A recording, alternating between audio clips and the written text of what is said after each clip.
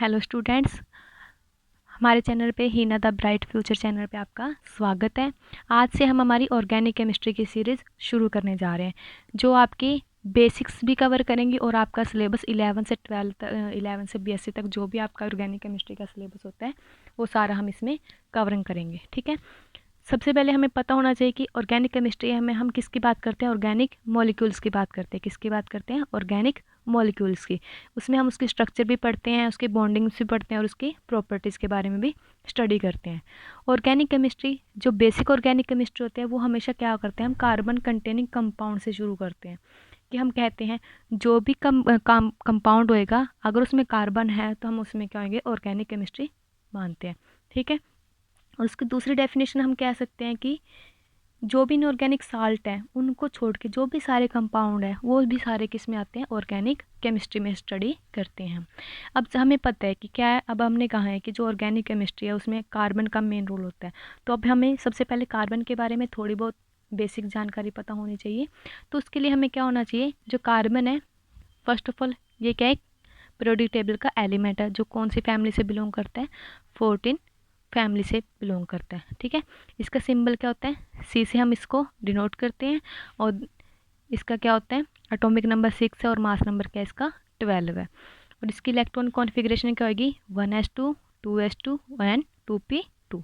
उसके बाद हमें पता है जी कार्बन के क्या होता है, एलोट्रोप्स भी होता है। एलोट्रोप्स होता है जिसकी फिजिकल प्रॉपर्टीज़ क्या हो, same, but sorry chemical property same होएगी बट फिजिकल स्ट्रक्चर क्या होएगा, सबका अलग अलग होएगा। जैसे हम कार्बन के एलोट्रोप्स पढ़ते हैं, डायमंड होता है, ग्रेफाइड होता है, बकमिनिस्टर फ्लोरेंस होता है, जिसको हम C60 भी बोलते हैं। ठीक है, या बक्की बाल भी बोलते हैं हम इसको। उसके बाद हमारे माइंड में क्वेश्चन आना चाहिए जी कि वाई ओनली कार्बन स्टडी, या फिर हम सिर्फ कार्बन के बारे में ही क्यों पढ़ते हैं। तो इसके दो मेन रीज़न है। कौन सा, एक तो फर्स्ट है कैटिनेशन प्रॉपर्टी और सेकंड है इसकी टेट्रावेलेंसी।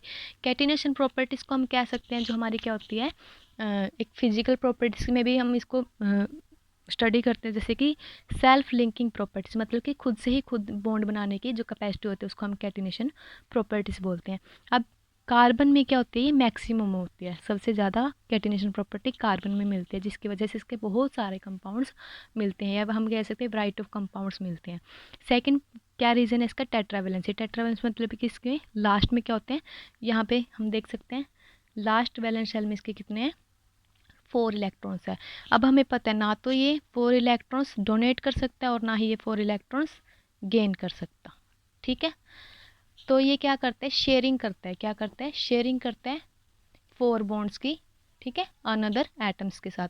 तो इसके बाद नए कंपाउंड्स बनते हैं। और जब शेयरिंग करता है, हमें पता है जो बॉन्ड शेयरिंग की वजह से होता है उसको हम कोवलेंट बॉन्ड बोलते हैं। ठीक है, देन उसके बाद क्या है जी, इसको डिफाइन करने के लिए थ्योरीज थी। मतलब कि सबसे पहले तो ये बोला था कि जो लिविंग सेल्स होते हैं या फिर लिविंग जो भी थिंग्स है उससे जो कंपाउंड्स मिलते हैं या फिर ऑर्गेनिक मॉलिक्यूल उन्हीं में मिलते हैं। हमारी सबसे पहले थ्योरी यही थी।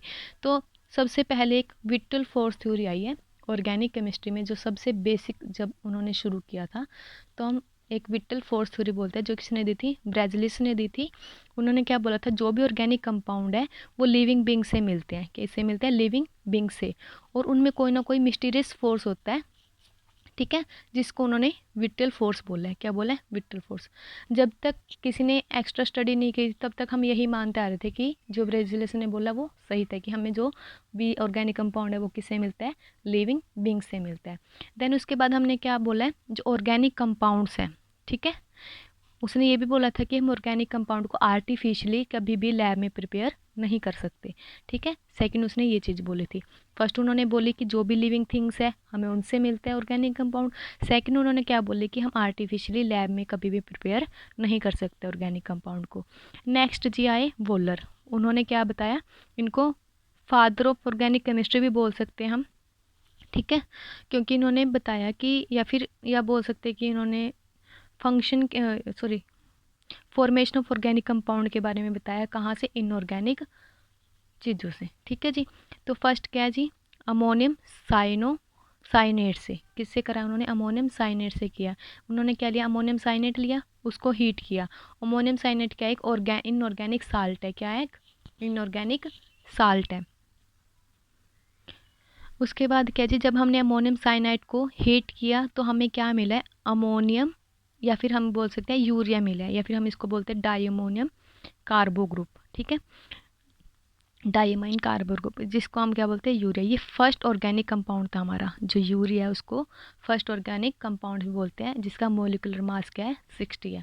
सबसे पहले फर्स्ट था, और उसके मिलने के बाद उन्होंने अब बहुत सारे साइंटिस्ट स्टडी करने लगे, और उसके बाद उन्होंने क्या किया, बहुत सारे कंपाउंड खोजे। जैसे उसके बाद उन्होंने एसिडिक एसिड को खोजा सेकंड नंबर पे, जिसका फॉर्मूला क्या होता है, CH3COOH। ये किसने खोजा, कोल्बे ने। उसके बाद मीथेन खोजा गया, वो किसने खोजा, ब्रैथलोट ने। ठीक है, अब ये तो थी ओल्ड डेफिनेशन, भाई हम कह रहे थे जो उन्होंने दी थी ब्रैजलिस ने, कि हम ऑर्गेनिक कंपाउंड को सिर्फ लिविंग थिंग से ही ले सकते हैं। उसके बाद आए modern definition of organic compound. उन्होंने बोला कि हम जो ऑर्गेनिक कंपाउंड उसको हाइड्रोकार्बन बोलते हैं। क्या बोलते हैं, हाइड्रोकार्बन, जिसमें हम बोलते हैं भी जस्ट सिर्फ कार्बन और हाइड्रोजन की बात करते हैं। ठीक है, तो हम कह सकते हैं जो स्टडी ऑफ हाइड्रोकार्बन है या फिर उसके डेरिवेटिव, डेरी मतलब कि आगे बॉन्डिंग होती रहती है, उनके बारे में स्टडी करना ही हमने क्या बोला कि यह ऑर्गेनिक केमिस्ट्री है। उसके बाद उन्होंने ऑर्गेनिक कंपाउंड को 2 टाइप्स में डिवाइड किया। एक तो उन्होंने बोला कि ओपन चेन होते हैं, और एक क्या बोला, क्लोज चेन होते हैं। ठीक है, या फिर हम रिंग्स भी बोल सकते हैं, साइक्लिक भी बोल सकते हैं, cyclic compound. Then open chain में हम क्या बोल सकते हैं, एलिफेटिक भी बोल सकते हैं उनको, एसाइक्लिक भी बोल सकते हैं। और उसके बाद पहले हम इसके बारे में पढ़ेंगे, फिर मैं आपको इस चीज़ के बारे में बता दूंगी। सबसे पहले एलिफेटिक और एसाइक्लिक। ठीक है, ओपन चेन भी बोल सकते हैं, एलिफेटिक भी बोल सकते हैं, और एसाइक्लिक भी बोल सकते हैं। उसमें भी क्या होते हैं, सैचुरेटेड और अनसैचुरेटेड होते हैं। सैचुरेटेड जिसमें सारे के सारे क्या होंगे, कार्बन कार्बन में सिंगल बॉन्ड प्रेजेंट होता है। जो भी कार्बन कार्बन होंगे बॉन्ड, वो क्या होंगे, सारे के सारे सिग्मा बॉन्ड, या फिर हम बोल सकते हैं सिंगल बॉन्ड, जिसको हम क्या सिर्फ एक लाइन से डोनेट करते हैं। देन क्या होता है, अनसैचुरेटेड बॉन्ड, जिसमें हम क्या बोलते हैं कि मल्टीपल बॉन्ड होते हैं, या फिर डबल बॉन्ड या ट्रिपल बॉन्ड भी कह सकते हैं, जिसमें हम डबल बॉन्ड वाले को क्या बोलते हैं, अल्कीन, और ट्रिपल बॉन्ड वाले को क्या बोलते हैं, अल्काइन, और जो सिंगल वाले बॉन्ड थे उसको क्या बोलते हैं, अल्केन बोलते हैं। ठीक है जी, देन क्या है जी, ये तो आपने पढ़ लिया ओपन चेन। ओपन चेन आगे 2 टाइप्स के होते हैं, सैचुरेटेड और अनसैचुरेटेड। जिसमें सैचुरेटेड होता है जिसमें सारे के सारे सिंगल बॉन्ड प्रेजेंट हो, और अनसैचुरेटेड होता है जिसमें डबल और ट्रिपल बॉन्ड प्रेजेंट हो। ठीक है जी, देन उसके बाद हम क्या करते हैं, क्लोज चेन और रिंग या फिर साइक्लिक कंपाउंड के बारे में पढ़ते हैं, जिसमें क्या है, होमोसाइक्लिक होते हैं और हेट्रोसाइक्लिक। होमो जिसमें सारे के सारे ग्रुप क्या होते हैं, सेम होते हैं, और हेट्रोसाइक्लिक वो होते हैं जो जिसमें कार्बन के अलावा कोई और ग्रुप प्रेजेंट हो। रिंग इसमें क्या आप क्या बोल सकते हैं, जो भी रिंग होगी वो सारे कार्बन सेम एटम की होगी, तो इसमें कार्बोसाइक्लिक भी बोल सकते हैं हम, इसमें एलिसाइक्लिक और एरोमेटिक। एलिसाइक्लिक जिसमें सारे के सारे सिंगल बॉन्ड होंगे, और एरोमेटिक होते हैं जिसमें डबल बॉन्ड अल्टरनेट पोजीशन के होते हैं। ठीक है, और हेट्रोसाइकिल में हम होती तो रिंग ही है, बट इसमें कार्बन के अलावा कोई और एलिमेंट प्रेजेंट होता है, जैसे कि ऑक्सीजन हो गया, नाइट्रोजन हो गया, फ्लोरीन हो गया, फास्फोरस हो गया, जैसे ये स्ट्रक्चर भी बना रखे हैं मैंने। ठीक है, इसको पीरियड बोलते हैं, इसको पुरांस बोलते हैं। आज के लिए इतना ही। अगर आपको ये वीडियो अच्छी लगी हो तो मैं आपके लिए और भी बनाऊंगी। ठीक है, अगर आप कोई क्वेश्चन हो इसके बारे में, या कोई भी क्वेरीज हो, ठीक है, इसके बारे में कुछ और आपको इन्फॉर्मेशन चाहिए हो, तो आप मेरे को कमेंट बॉक्स में कमेंट कर सकते हैं। Thank you.